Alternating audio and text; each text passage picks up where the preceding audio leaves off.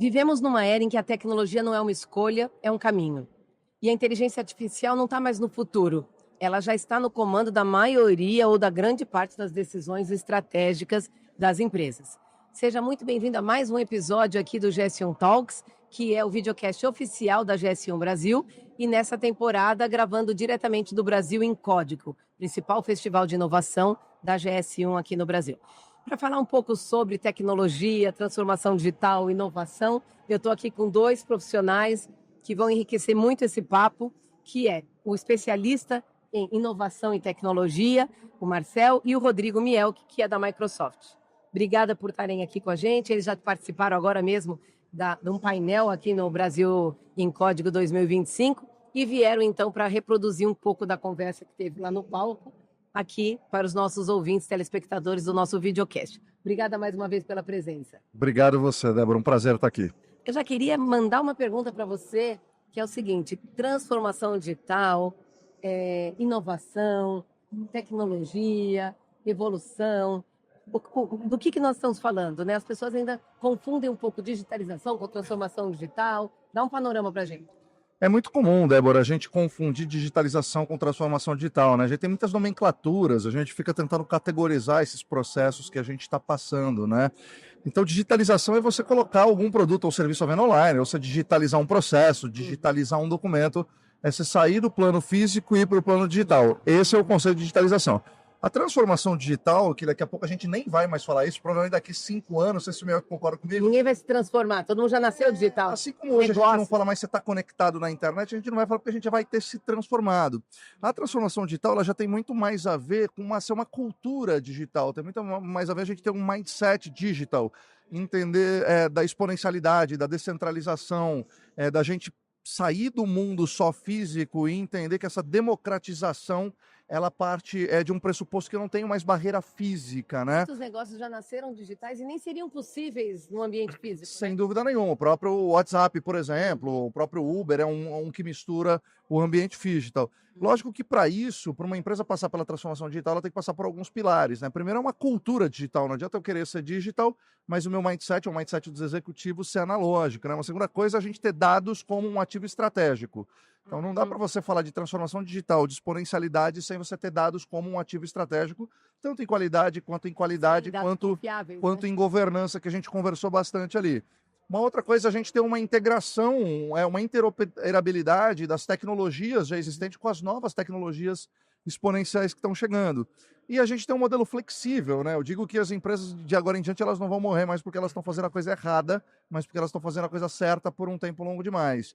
Então, a gente fala muito mais que uma transformação digital está muito mais ligada ao modelo mental, ao modelo de negócio, que obviamente que a tecnologia ajuda nesse processo, mas ela não pode ser o centro disso, senão a gente está falando de uma tecnologização, tecnologialização das coisas. Então, essa basicamente é a diferença da transformação digital, que é você embarcar num novo modelo de negócio aonde você tem uma mentalidade mais exponencial, menos materializada. Muito bom. E Mielck, né? A Microsoft lidera aí esse movimento muito importante de inteligência artificial. Que aplicações estão transformando o dia a dia dos negócios? Né? Porque a inteligência artificial já está no dia a dia das pessoas, né? Mas ela tem proporcionado novos negócios, inclusive. Eu acredito que assim, a inteligência artificial ela veio bem nessa questão da transformação. Eu não uso mais o termo transformação digital há algum tempo nas apresentações, nas discussões. Eu gosto de usar o termo aceleração digital. Porque, de certa forma, principalmente no mundo corporativo, nas organizações, a transformação já aconteceu. Já está todo mundo... O que a gente está tentando é acelerar mais o passo. E a inteligência artificial, principalmente nos últimos 2, 3 anos, né? Que é essa democratização, o acesso muito mais fácil das pessoas, veio acelerar muito mais. Tá? Então, quando você fala da aplicabilidade, do impacto nas organizações, na Microsoft a gente divide isso em 4 grandes pilares. Um, basicamente, é a produtividade nós como profissionais, como pessoas. Tá? Então, o teu dia a dia de pesquisa, de construir um documento, de construir uma apresentação aqui para o evento. Muito, por exemplo, do que hoje eu faço para montar o roteiro da apresentação, eu uso IA. né? Uhum. Para buscar informações que eu já tenho, informações da organização. Então, essa questão da produtividade no dia a dia das pessoas, indo até muito agora, que é o tema do momento, né? O tema dos agentes, Os né? As agentes, pessoas construindo os seus agentes para automatizar suas próprias tarefas. Quem imaginaria lá atrás que uma pessoa que nunca trabalhou com tecnologia hoje pode construir agentes autônomos Sim. falando em linguagem natural sem saber nada Nada de de tecnologia. programação. Pode ser um advogado, pode ser um médico, pode ser uma pessoa Nem o da Jetsons, RH, nem o Os Jetsons. Jetsons foram no passado Os agora. Jetsons já ficaram no passado, que ainda usavam fax, né? Ah, Você usavam via lá, o cara passava fax ainda. Então, essa acho que é uma área muito forte. A outra tem a ver em como a gente transforma a relação minha empresa com o meu cliente. Uhum. Né? Eu ter a capacidade de fazer hiperpersonalização em todas as camadas. Entender o cliente, entender o mercado, mas não entender a geografia, entender um grupo maior, entender a pessoa que trabalha comigo. O desejo, o Então, anseio da pessoa. contact center, os bots, a Uhum. pesquisa interna para eu fazer uma campanha de marketing muito mais assertiva. A gente tem dados, por exemplo, hoje, de que um ad que é criado em IA, baseado nessa inteligência, ele tem 60% mais chance de assertividade de a pessoa clicar. Uhum. Outra, a gente já falou de processos da automação, mas eu gosto muito de falar que não é você automatizar processos existentes. É você repensar processos baseados automatizar na IA. processo ruim ou Não adianta, desatualizado né? ou antigo. Não É a adianta, mesma só coisa vai que o Marcelo amplificar. falou, é o dado, né? Exato. O processo e o dado é a mesma coisa. E por fim, que eu acho que ainda a gente tem que ultrapassar algumas coisas ainda, que é a inovação em si. Né? Você usar a IA para criar novos produtos, novos serviços. A gente vai falar um pouco sobre como a Microsoft está olhando para frente isso, mas muito do que a gente até conversou, né, com o Marcel antes é quantum computing conectada, tecnologias super disruptivas que daqui 2, 3, 4 anos, com inteligência artificial, vão mudar todo o que a gente tem hoje em biomedicina, química, farmacêutica. Esse vai ser um outro passo muito mundo, forte, um outro mundo que nós nem sabemos o que vai acontecer. Né? Talvez a gente não seja as pessoas capazes de discutir isso. Mas é porque o nosso pensamento, né, Amiel, ele é muito linear, né? Então a gente fala assim, como é que a IA vai impactar? E a gente esquece, quando você combina diversas tecnologias, você cria novos modelos de negócio. Então, por exemplo, se você pegar ali, o Uber não tem nenhuma tecnologia disruptiva, é um celular, um GPS, um carro e uma conexão com a internet. Essa mesma possibilidade você pode criar o Uber ou o iFood, que são modelos de negócio. Isso, por exemplo, é a transformação digital. É a gente compreender isso. E para mim, acho que a tecnologia ela é bem sucedida quando ela se torna invisível. Quando você não precisa conectar na internet, quando você não precisa usar a IA, ela já está tão inserida. E aí eu gosto muito de um termo que o Neil Reding traz, que é um grande amigo, futurista, um grande palestrante, que ele fala da simbiose. Não? A gente ainda está numa discussão muito rasa de ou homem ou máquina, você vai ser substituído ou não. Na verdade, é uma simbiose entre como é que eu uso a ferramenta, a tecnologia, ou esse novo acesso à tecnologia para amplificar as minhas habilidades, não é para substituir. E substituir atividades manuais. Eu digo que na Revolução Industrial nasceram... A gente é que está fazendo trabalho de robô, né? É isso. Na Revolução Industrial nasceram seres humanos robotizados. E a gente vive... O que mudou é que antes você pregava um sapato, hoje você manda um e-mail. Mas então eu digo que agora a gente entra numa fase onde robôs humanizados vão ocupar o espaço de seres humanos robotizados. E que a gente tem que deixar de ser robotizado. Talvez a gente precisou da inteligência artificial para mostrar para a gente de novo como humanos somos e como é que a gente explora melhor as nossas capacidades humanas. Está explorando tanto, porque não temos tempo. Porque a gente está robotizadamente no 9 às 5 da tarde, cumprindo tarefas repetitivas, né? Então, acho que eu iria nessa linha. Entendi. Eu não vou perder a oportunidade de perguntar, já que você falou das 9 às 5, discutimos também aqui no Brasil em Código 2025 o futuro do trabalho, né? As tecnologias vão mudar muito, né? O trabalho como a gente conhece hoje.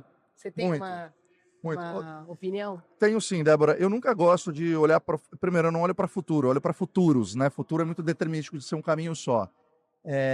Eu tenho uma visão que eu já venho trabalhando dessa forma há algum tempo. Primeiro é que não dá para generalizar, cada trabalho é um tipo de trabalho que necessita coisas diferentes. Então, você vai lidar com um ser humano, você tem que ter um horário de trabalho. Não tem como você não ter um horário de trabalho. Mas eu acredito que no futuro do trabalho, primeiro, eu acho que o primeiro passo nós vamos começar a conviver, nós vamos nos tornarmos líderes de seres humanos e de inteligências artificiais, seja via um robô... As equipes vão ser mistas. Vão ser mistas entre seres humanos e agentes autônomos, que isso pode ser via uma IA física, que é um robô, ou pode ser via diversos agentes que você vai ter online. Então, acho que esse é um primeiro passo que já está um pouquinho mais palpável.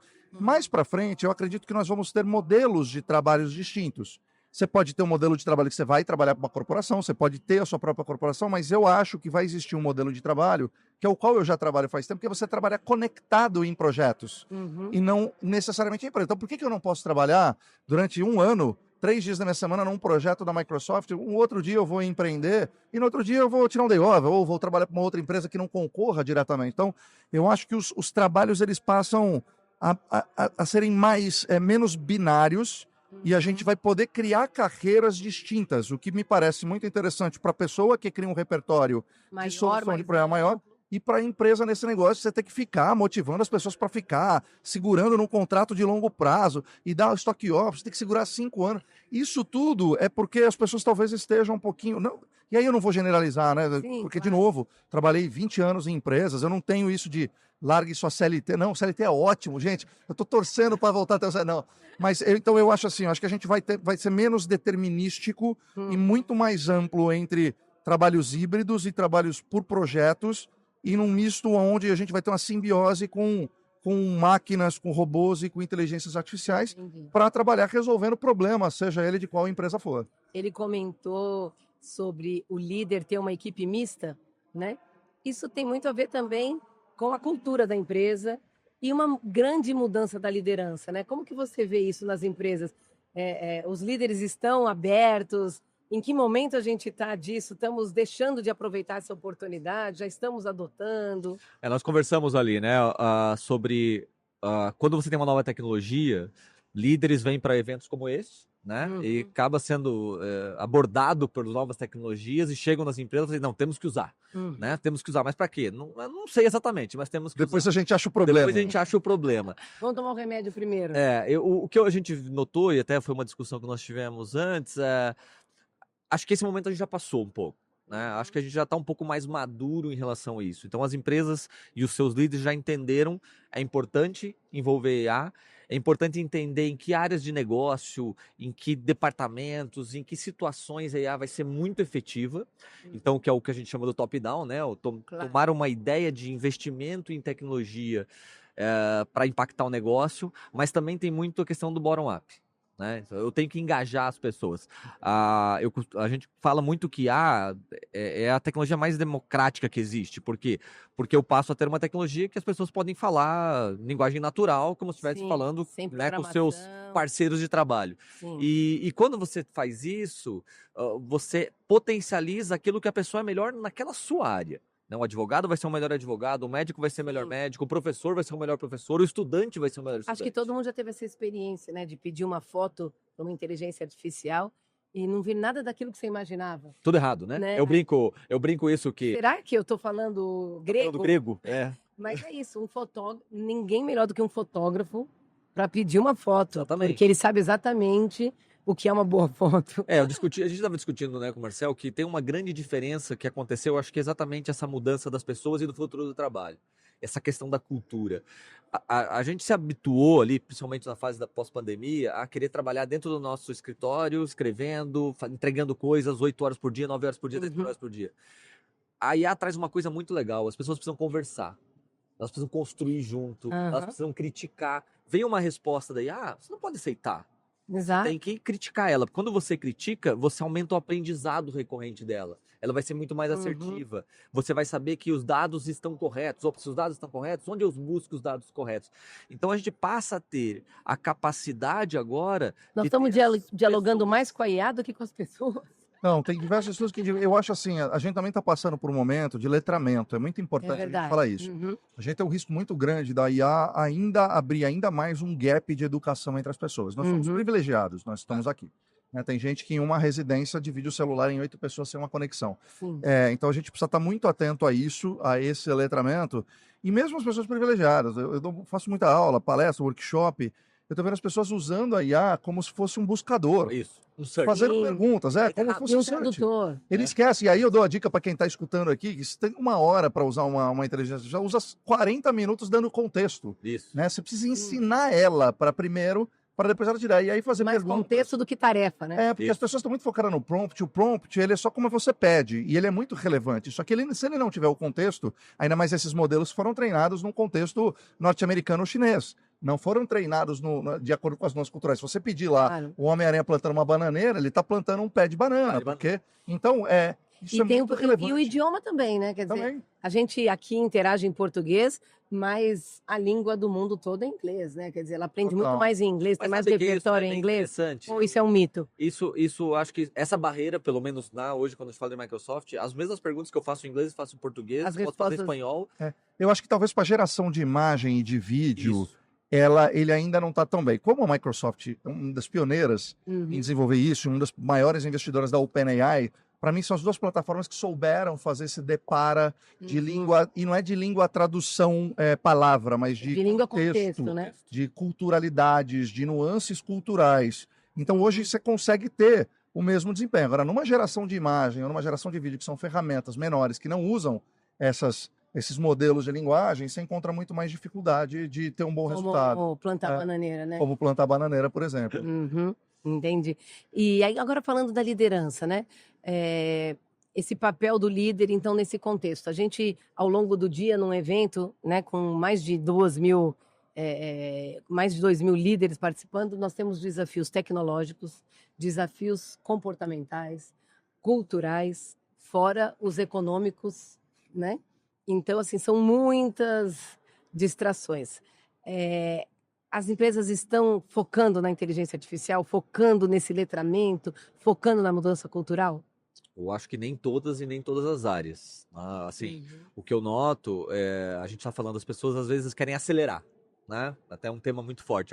Acelerar AI, qual é o impacto de eu acelerar muito projetos de IA? Eu acho que não é o problema de acelerar, é negligenciar esses pilares. Né? Eu não posso negligenciar a cultura, as pessoas, ou seja, eu tenho que engajar as pessoas, eu tenho que ter um investimento como plataforma.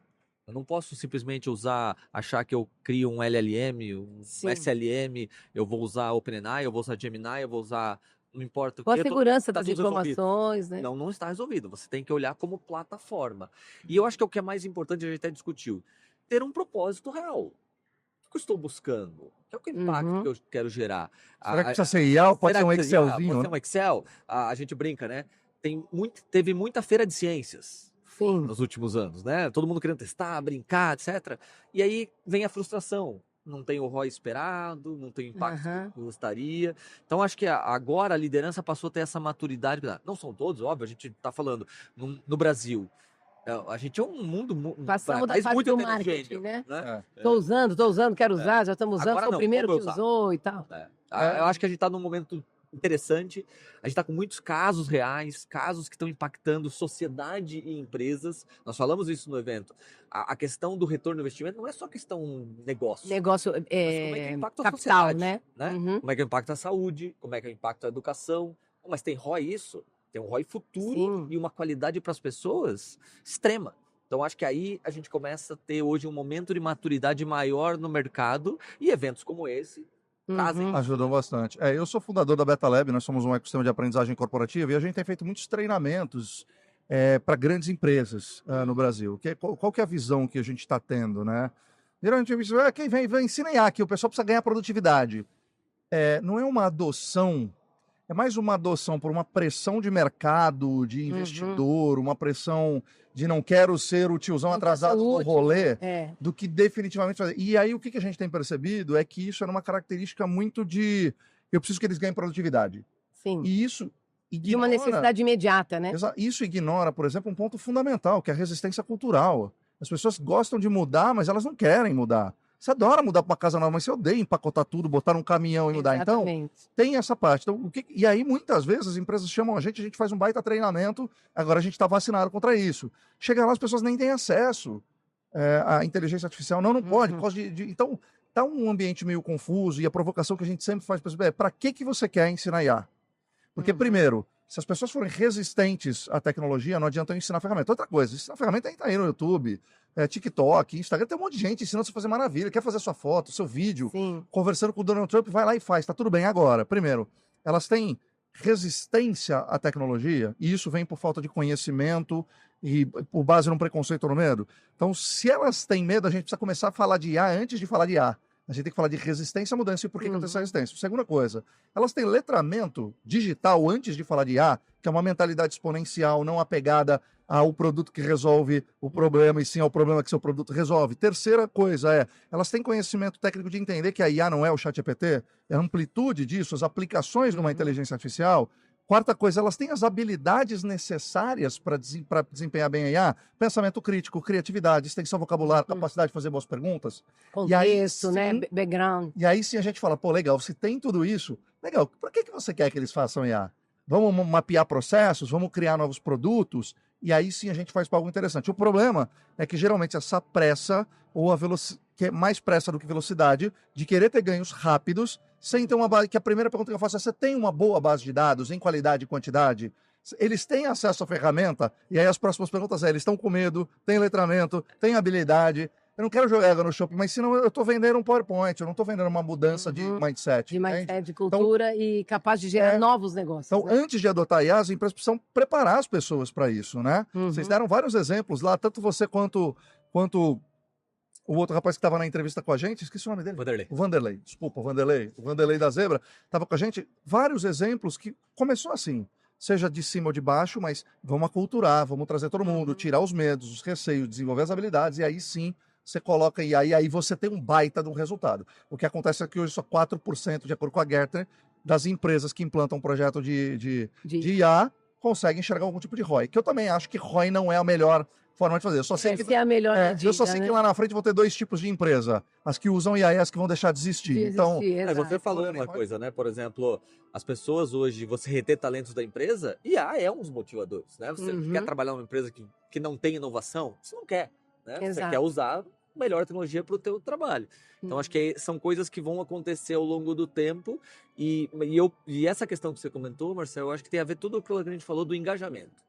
A partir do momento que você tem essa capacidade das pessoas entenderem o propósito, conhecerem, terem o letramento, saber usar, você trazer sponsors dentro da empresa que vão, né, vão disseminar isso. Embaixador, né, da tecnologia. Aquele embaixador da tecnologia, porque ele vai incorporar aquilo para sua área, né, para o seu negócio, e aí vai começar a impactar as outras áreas. Eu tenho visto isso dar muito certo. Não traz a empresa inteira. Traz pessoas-chave dentro de cada área. Embaixadores, né? Vai junto, embaixadores, vai disseminando. Você vai ter muito mais sucesso do que fazer uma coisa top-down. Todo mundo tem que treinar, todo mundo tem que saber. Vai ser mais difícil de você ter. E, inclusive, a experiência histórica mostra isso também, né? A reengenharia, todos os grandes movimentos que foram top-down foram suados, custosos, né? Muitas frustrantes. Porque ignoram, focam na tecnologia, focam em algumas coisas e esquecem da resistência cultural. Então, eu acho de verdade, é tão legal, eu que sou educador e que trabalho com isso diariamente, acho que o meu que deve perceber isso, quando uma pessoa consegue entender o funcionamento e o potencial que ela desbloqueia criativo, de coisas que você jamais conseguiria fazer sem a ajuda de uma IA. E aí a hora que você concretiza e vê os resultados daquilo, é impressionante. E aí eu não estou falando mais de produtividade, 10%. Eu estou falando de você fazer coisas que 10 pessoas.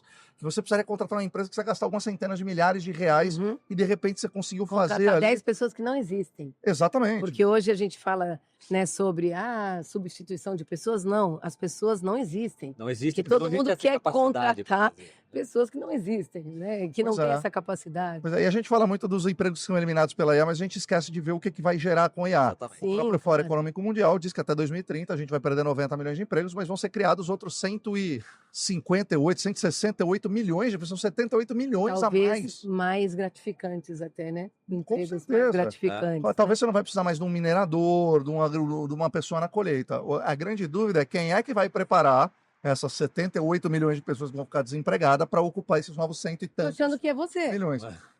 Olha, manda DM. Não, mas esse trabalho é legal, assim, a gente tem um papel social importante, né? A Microsoft, por exemplo, anunciou o investimento quando o Satya veio, né, para cá para o Brasil no final do passado, um investimento de capacitação de pessoas, mais de 10 milhões de pessoas no Brasil focado em IA. Ou seja, usando todo, né, um aparato aí que o governo disponibiliza para a gente treinar pessoas. Ou seja, vai ter que treinar. Não Vai tem o que ter que fazer. ser- não dá para pular essa etapa. E não dá para esperar que o governo vá resolver Não, a isso. gente Se a tem que- Microsoft e se a Beta Lab não fizerem isso, Não vai. né, a gente está desenvolvendo um projeto com a Gerando Falcões para letrar 1 milhão de pessoas pobres Nossa, na que extrema interessante. pobreza Uhum. em letramento digital primeiramente e depois letramento de IA. E em parceria, inclusive, a gente estava conversando com a Microsoft Barra Positivo e com outras empresas para criar hubs tecnológicos dentro de algumas comunidades, de algumas favelas, para que as pessoas possam ir lá assistir essa aula. E é isso, a gente ainda é muito pequeno. pra Diminuir fazer esse isso. gap de conhecimento. Exatamente, se né? a gente não fizer isso, a gente vai ter dois problemas. Muita gente desempregada, muita gente na miséria, e isso aumenta a violência, e do outro lado, muita gente- vaga aberta, sem Sem- ter sem ter gente preparada. capacitada. Gente, já estamos caminhando para o fim do nosso bate-papo. Eu queria agradecer demais a presença de vocês aqui e passar a palavra para as considerações finais e despedida de cada um de vocês. Quer Opa, vamos começar? lá. Eu acho que é isso, Débora. Obrigado. Parabéns primeiro pelo evento, pelo podcast. Acho que é bastante relevante. Isso aqui é conteúdo de graça para quem quiser, né? As pessoas precisam desenvolver esse autointeresse, essa autogestão no aprendizado. Quem tem esse poder cognitivo, a gente tem que estar muito atento a tudo que vem. Tem muita gente que está com receio, com medo. Tem que ser mais curioso. A gente tem que se jogar um pouco mais, testar pequeno, testar onde você pode falhar, aprender, adotar ferramenta. A gente está ficando mal acostumado. As pessoas vêm me perguntar se não é uma ferramenta de graça, ela não quer usar. Pô, o cara pagava R$ 300 para ter 500 canais de TV e usava 3. Agora uma ferramenta que você só pode ganhar 10 horas do dia, a pessoa quer tudo de graça. Então, a gente precisa ser mais curioso, a gente precisa ser mais intencional no uso da tecnologia. E a gente tem que parar com essa baboseira de o que vai substituir, o que não vai substituir. Se você for um ser humano humanizado, relevante, que conhece de ser humano, que é criativo, que tem pensamento crítico, boa vontade e sabe fazer boas perguntas, você vai ser relevante à Sempre, prova de em futuros. Em qualquer Não é situação. substituir o medo por curiosidade e coragem. Em qualquer tipo de futuro. Muito bom. Exatamente. A minha mensagem, assim, né? A Microsoft é uma empresa global. Sim. E é legal dizer que, assim, nós não estamos atrás de ninguém no Brasil. Que A gente tem casos interessante. super relevantes, mesma complexidade, às vezes até mais complexidade. Você viu no nosso mercado do setor financeiro, né? No Brasil. Exato. É absurdo, benchmark. né? Uhum. Então eu acredito isso. A gente tem hoje a capacidade e maturidade, tanto no ponto de vista de liderança e profissionais, para que a gente possa dar passos mais rápidos em direção ao uso da IA. Inclusive, quando surge uma nova tecnologia, você tem essa chance, né, de se igualar, de ganhar tempo em relação a quem está à frente, diminuir o gap. Esse gap, tanto como você falou, de ter mais profissionais qualificados de uma forma mais ampla, como também a gente ser mais competitivo nesse mercado, né, super concorrido que a gente tem hoje no mundo inteiro. Muito bom. Obrigada mais uma vez pela participação de vocês. Obrigado, Débora. E você que nos assiste, continue ligado. Você está aqui no Brasil em Código 2025. A integralidade dessa conversa estará no YouTube da GS1 Brasil e também partes dessa conversa estarão sendo disponibilizados no nosso portal de notícias e nas redes sociais da associação, tanto no LinkedIn quanto no Instagram. Fique ligado, até o próximo episódio.